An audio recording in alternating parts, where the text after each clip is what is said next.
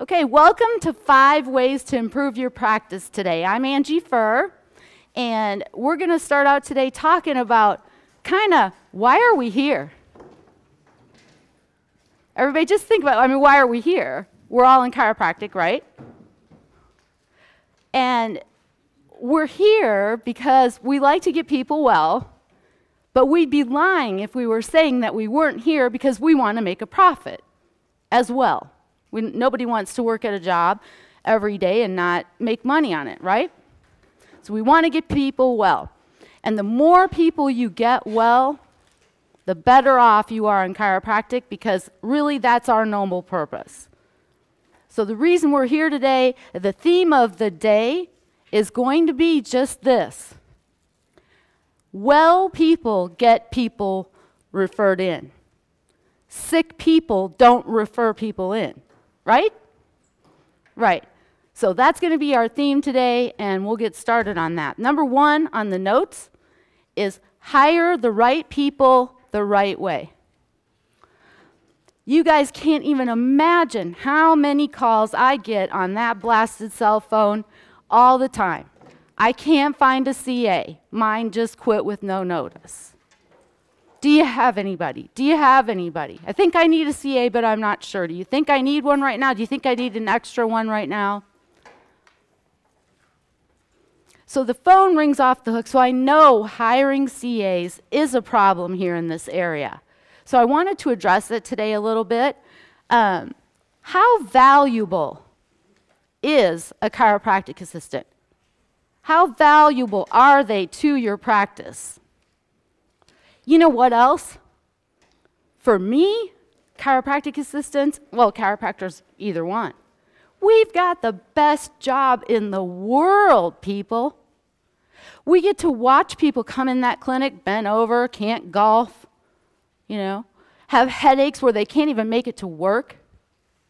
And they get well, and we get to see that, and we get paid for it too. So it's a great job. And I'm living proof that it's a career. And I've got some career CAs in here as well, one of them with almost 20 years of experience. So are they valuable to you as doctors? Well, of course they're valuable. Why? The first reason is obvious, because they're the first thing somebody talks to as a new patient that's a reflection of you and your whole clinic, right? Secondly, they're involved with the money. If you guys want to lose patients, I can tell you how to lose them pretty fast. Get all the insurance stuff messed up and start messing with people's finances. That's a real quick way to lose patients. And what did I just say before? Well, people refer patients. Well, people that are really mad about their finances also don't refer patients, just like sick people don't. So they're in charge of your finances. They're your first foot forward to the community with these patients. But most importantly, number 3, they help keep your patients on a treatment plan. This is the person that is at the front, usually, back. There's some CAs in here that work in the back that are also just as well, equally responsible for keeping patients on the treatment plan. How important is that? Keeping people on the treatment plan gets them well. And when they get well, I'm going to teach you how to make sure you get those referrals, because well people refer people.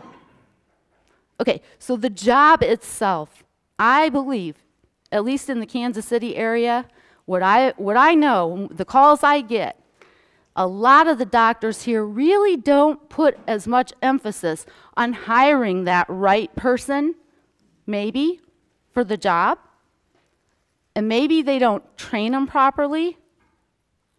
That I don't even want to touch. You guys, I got to tell you, the other night, I'm sitting there drawing up the seminar I'm giving, and I thought, I'm going to text a couple of these CAs. Now I'm going to text 5 people.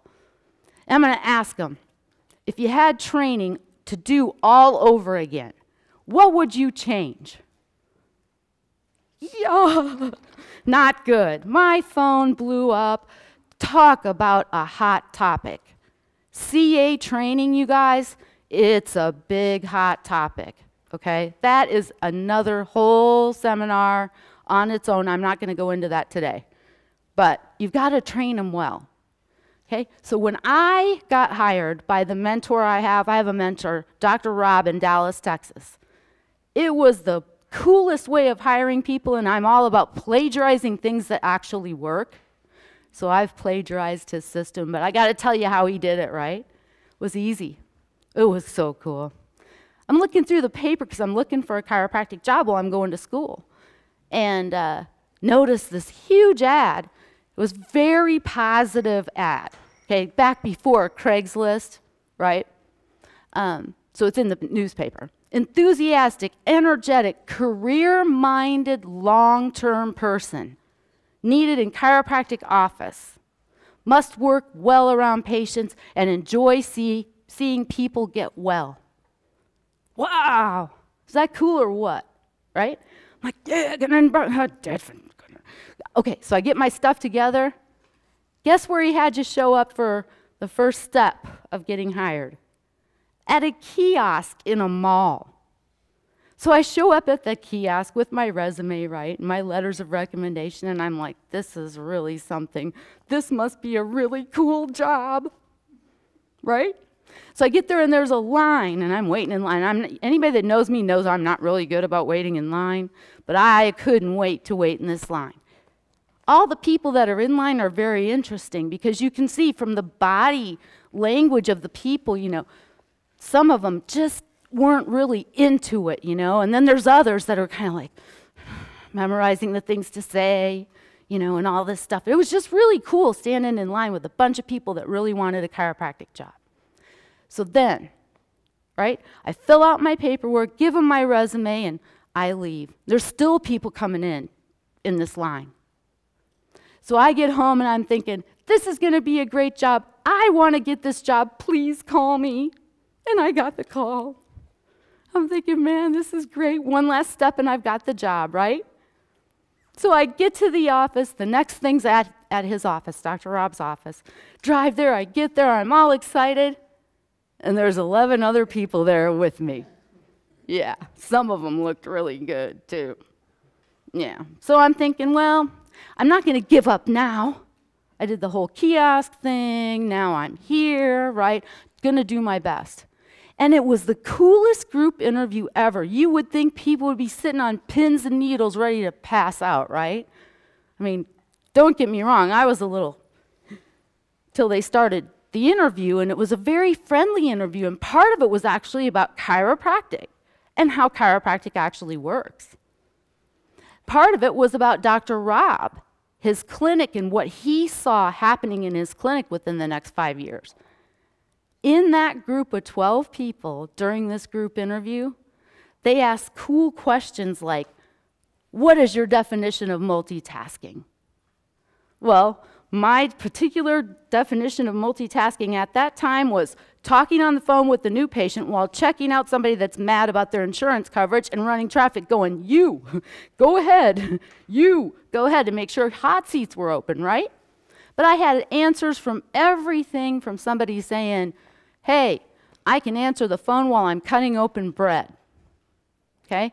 But we had a girl in there, I'll never forget it, and she said, I train bank tellers on Friday nights at the drive-through bank, and it's my job to see which group of recruits can make it and which ones won't.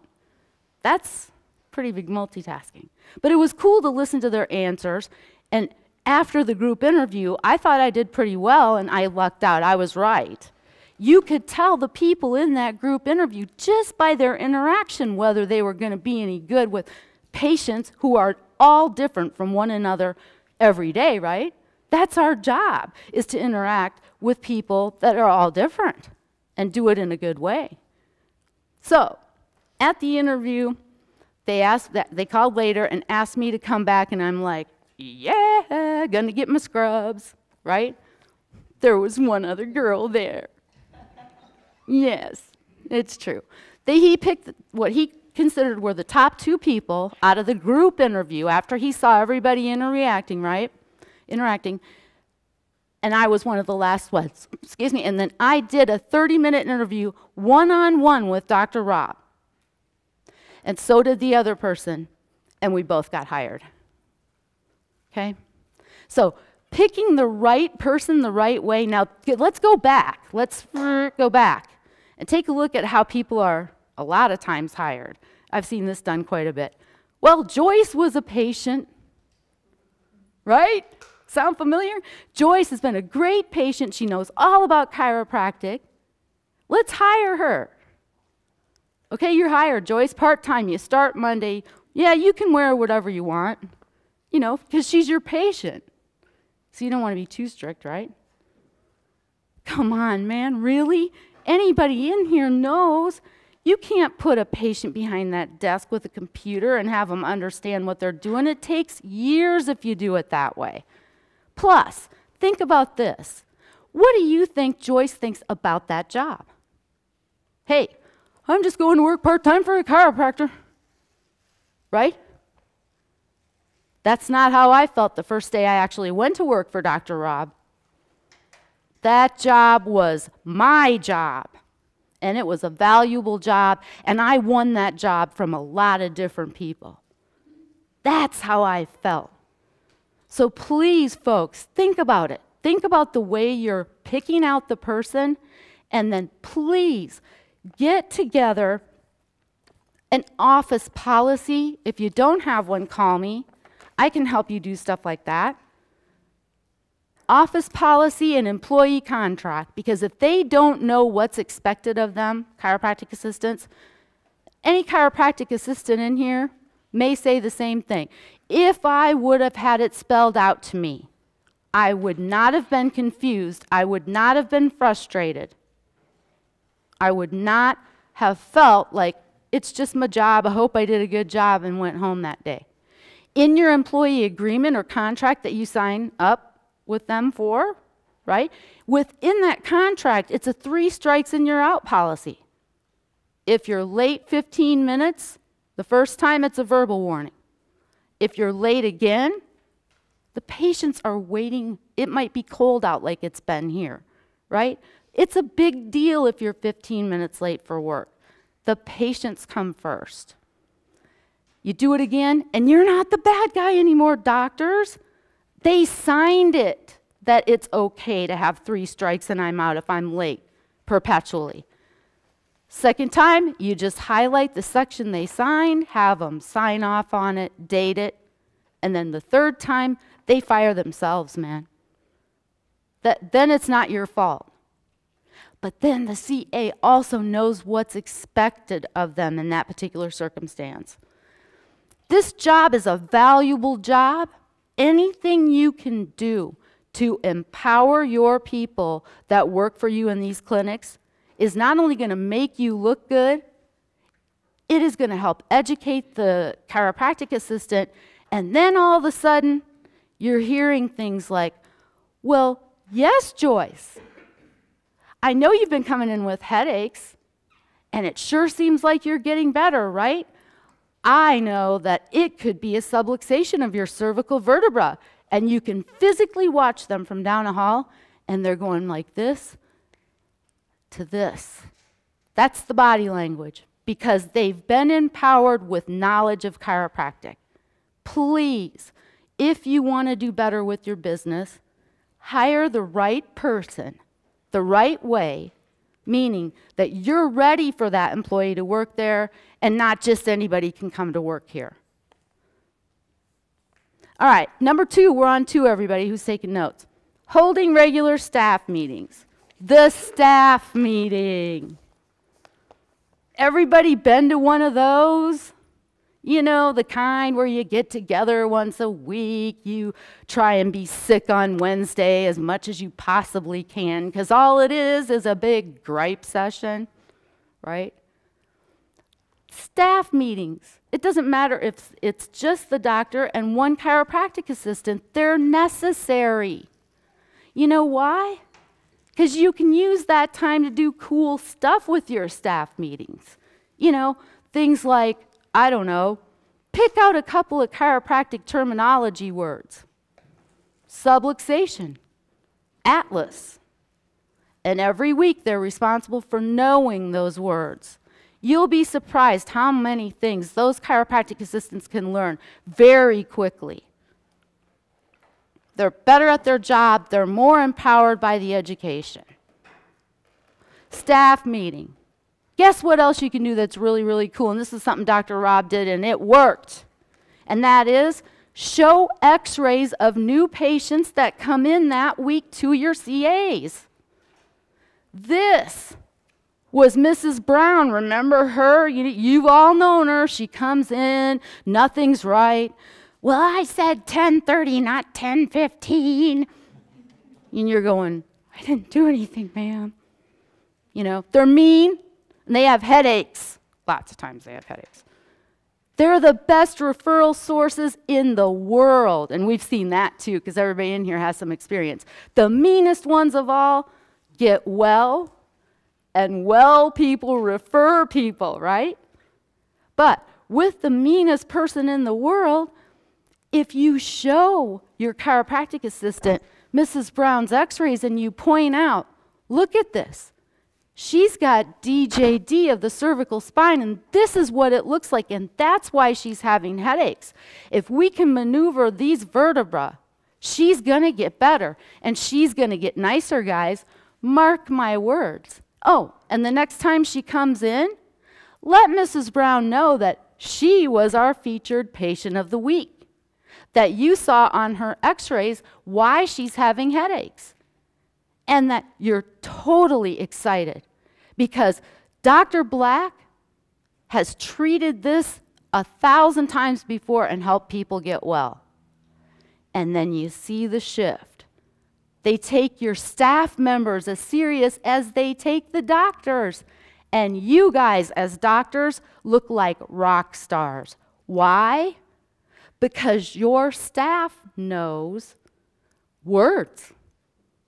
And they know what stuff looks like on x-rays, like disc degeneration. Okay? And what do you think you look like to that patient?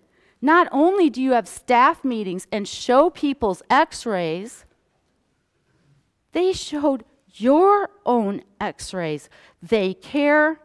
The doctor has meetings and they're educating their staff. Just think about, doctors, what you look like in that situation. So you empower the CA through the staff meeting. Certainly you do want to talk about statistics, and goals. And if there's a big problem from last week, we had a goal of this and we didn't make it, well, let's fix it this week.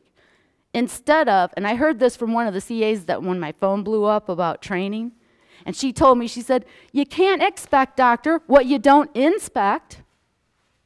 That's when you're going to inspect your stats, not once every 6 months, once a month. So if something starts to go off track, you guys can catch it early, and we can take care of it and fix it early. And we'll talk about fixing those problems here in just a second. 3, managing by statistics. Everybody raise your hand to this question if you know the answer. How many people here today can tell me how many patients they need to see today to have your doors open and make a profit? Anybody know? Why don't you know? Right? Can't expect what you can't inspect. Okay. Everybody should know those statistics. And if you manage by statistics, you always have the heartbeat of what's going on in your clinic. And if stats start to slip, and that's weird, that's what's so weird about being a chiropractic consultant. You come in, you fix a clinic, it's really only the same things every time. Either you didn't hire the right person for the job, you didn't train them properly, or you weren't ready for them. You're not managing by statistics, or you're not holding yourself accountable for those statistics. Now, docs, everybody in this room knows about practice management groups, right? You know why so many people are successful with a practice management group? In general, I'm not talking about specific ones, is that they're holding themselves accountable to somebody outside of themselves for the stats. Just making you pay attention to those statistics and goals in the staff meeting does help, but holding yourself accountable. I mean, I have to read a statistic in here to make sure I get it right. When you pay attention to your stats, you're almost 3 times as likely to succeed and have your goals met. When you hold yourselves accountable outside of yourself to someone else, such as a practice management group or an independent consultant such as myself, you're 4.25 times as likely to succeed with your goals. So take your you guys are either working on taxes or thinking about them, or you know even what 2012 said on it. And multiply the bottom line number times 4.25. Am I wrong? Statistics, you keep them, you maintain them once a week in a staff meeting, and you hold yourself accountable to another source outside of yourself. 4.25? That means some people are even doing better than that. This is an average. Create and implement, this is 4. Create and implement, no-fail, new patient procedures. And this is the fun part, you guys, because every doctor and every staff have different personalities, different dynamics within what they do, right? So if you make up new patient procedures, and those procedures should start from the phone being answered. Hi, Black Chiropractic, this is Angie. How can I help you? Hi, I want an appointment. When's the last time you were here? Well, I've never been there before. Oh, okay, well, I'm glad I can help you. And your name? And you get the name of the patient. Well, hello, Joyce. Or Mrs. Joyce, however your doctor tells you to do that. However, you guys figure out what those new patient procedures are going to be. What medical doctor can I thank for sending you to our office? That's kind of cool, isn't it? What do you think that patient is thinking? First question. Well, so glad to, what's your name? What medical doctor can I thank for referring you here? Well, the first thing that patient's going to think is, oh, wow, medical doctors refer to this chiropractor all the time, apparently, right? When they pick up the phone to tell their friend they went to a chiropractor today, hey, I went to this chiropractor and medical doctors are referring there, right? You can put little things in your new patient procedures like that just are one step up and one step up and one step up. Before that patient ever gets to your office, they're so impressed with your staff that it's easier on you. And if you guys train and rehearse these new patient procedures, train and rehearse these new patient procedures until it's just second nature, everybody goes home at the end of the day and you're not completely stressed because you're not having to think so much about every single thing you're saying to every patient that calls in on the phone. But in your new patient procedures, guess what else we're going to be doing? And in mine, they're lengthy, but the people can learn them. And once they're learned, stuff operates really efficiently. We're going to ask for referrals. We have to ask for them, folks. The staff is going to ask, and the doctors are going to ask. And when do you ask? The first week they come in and they can't even hardly see with a headache? Of course not. It's when they're starting to get well, and you train your staff. And here's the verbiage. Well, good morning, Joyce. Good to see you. Doctor will be with you in just a couple minutes to take you back. Hey, I'm doing really good today. Well, Joyce, that's great, because I know when you first came in, you had really bad headaches. Well, I'm not having them every day like I used to. That's wonderful. I told you we were going to be so excited to be able to get you well. And you know what? You're better. Send the folks in you know with these kinds of headaches. Guess what? They're going to do it. What did that cost you? As a doctor, as a doctor, as a doctor. What did that cost you? The CAs should have good training. They should be trained anyway. It costs you nothing different. They're there. You need to train them. We need new patient procedures. If your stats start falling, I start looking at everything from new patient procedures.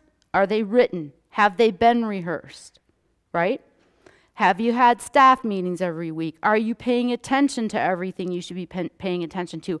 Are you accountable as a doctor outside?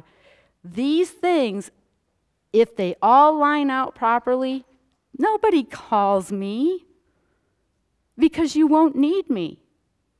The consultant is easy once you've done it for a long time because this problem here equals this over here. That's it. It's a simple thing. Okay. Within your new patient procedures, the one thing you do want to do, and if everybody doesn't know the 4 things that every patient, you got that? Did you hear me say that? I can get fired from that at my other day job, you know. I work for this law firm, you know, and we're not supposed to say never, and we're not supposed to say always.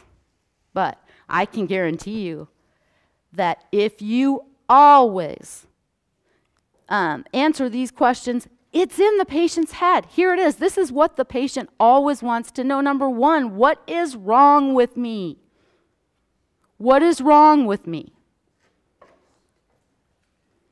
Number 2, can you fix it? And if you can't fix it, will you get me to somebody that can? Number 3, how long is it going to take to fix it? And of course, number 4, how much is this going to cost me to get it fixed? What do I have? Can you fix it? How long is it going to take to fix it? And how much is it going to cost? And if you keep that in mind when you're doing your new patient procedures, and that's how mine are set up, is so that every answer is there before that patient leaves your office that day. When they go home, it's kind of like, they can fix it. I know how much it's going to cost. The staff was incredible. They have medical doctors referring to them. You see the difference in the right training and the right procedures?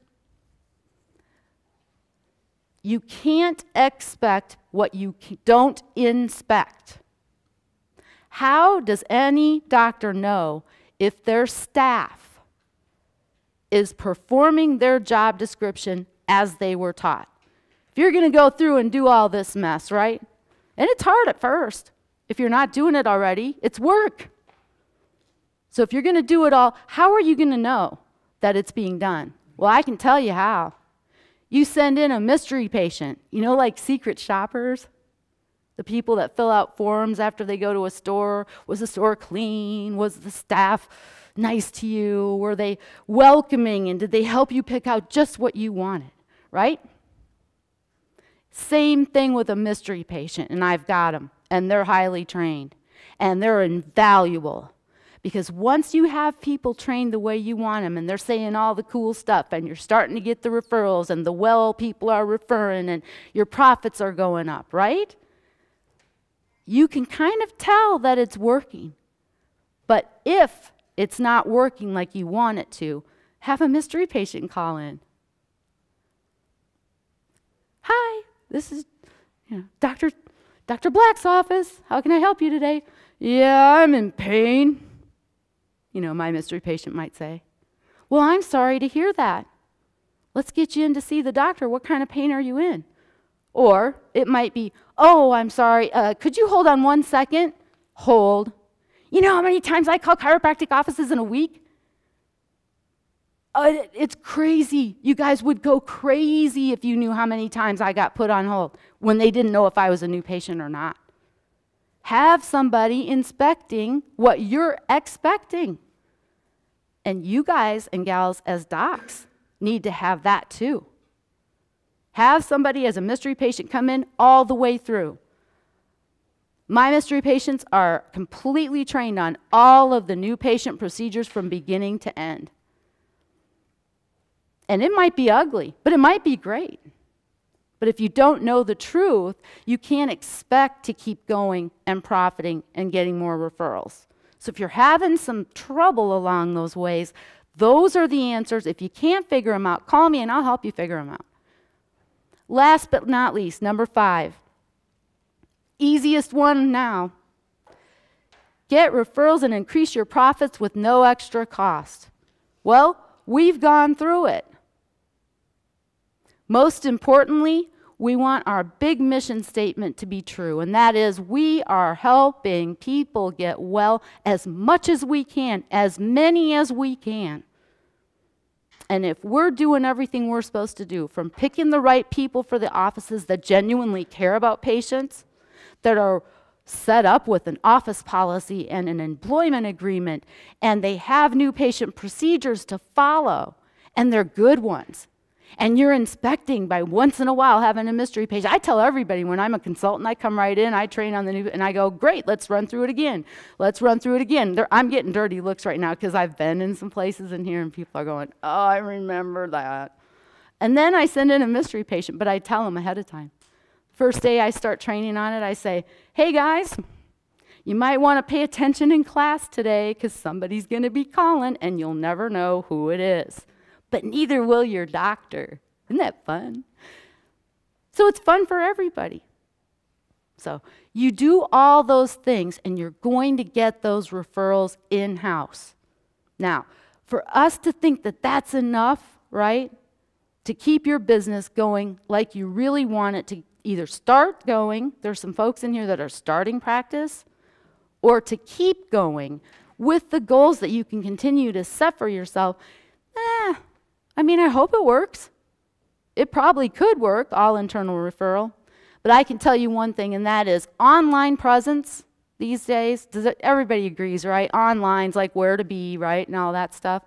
Your online presence, matching who you are as a clinic, which now, after all this, could be a very reputable place that the patients pass around the word and they say, you have to pay the difference between your insurance and what the insurance is going to pay. They make you do that. But medical doctors refer there. And the staff, my gosh, they're nice. And they know all kinds of stuff about chiropractic. I was even the patient of the week once. It's going to help you guys get so many referrals. But your online presence is extremely important.